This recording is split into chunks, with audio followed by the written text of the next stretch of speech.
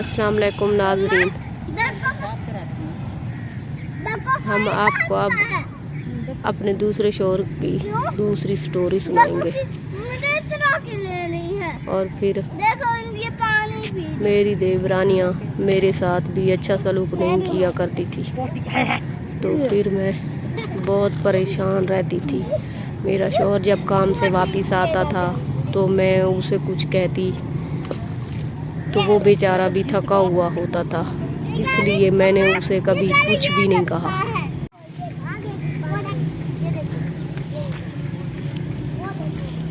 यूं ही वक्त गुजरता गया और फिर मैं उम्मीद से हुआ करती थी और मेरा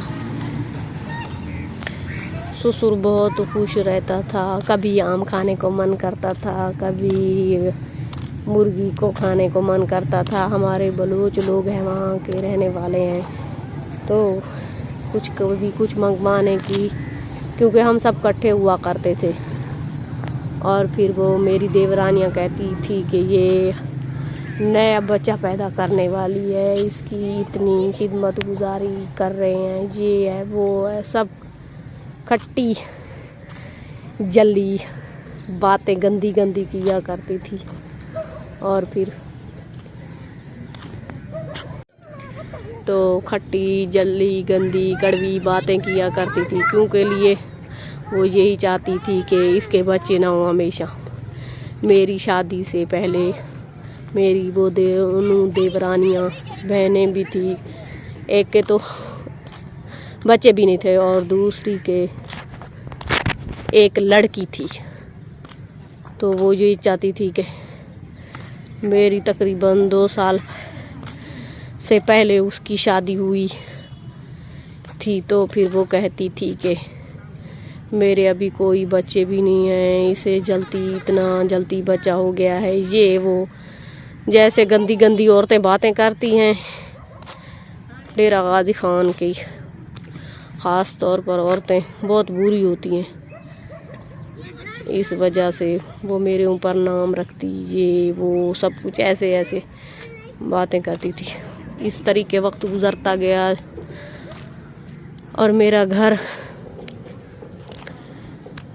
मेरे शौहर के साथ झगड़ा भी बढ़ता गया। कभी मैं शौहर को कहती थी कि ये हाल है, ये वो ऐसी बातें करती हैं, मैं बर्दाश्त की थी।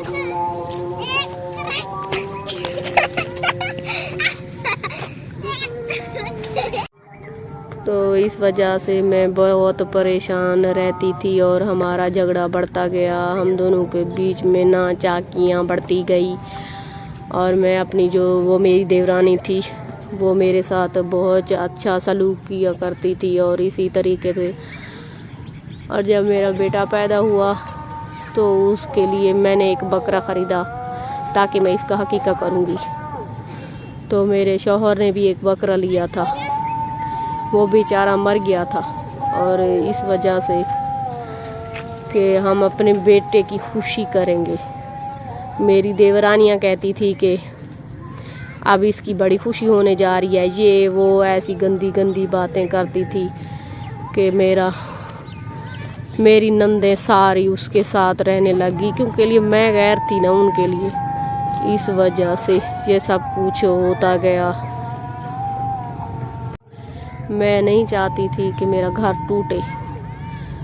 मेरे नसीब ऐसे बुरे थे कि मैं नहीं जानती थी, मेरा रब जानता था। उसने मेरे नसीब कच्ची पेंसिल के साथ लिख दिए, जो कि मेरे इन हालात के साथ गुजरते गए।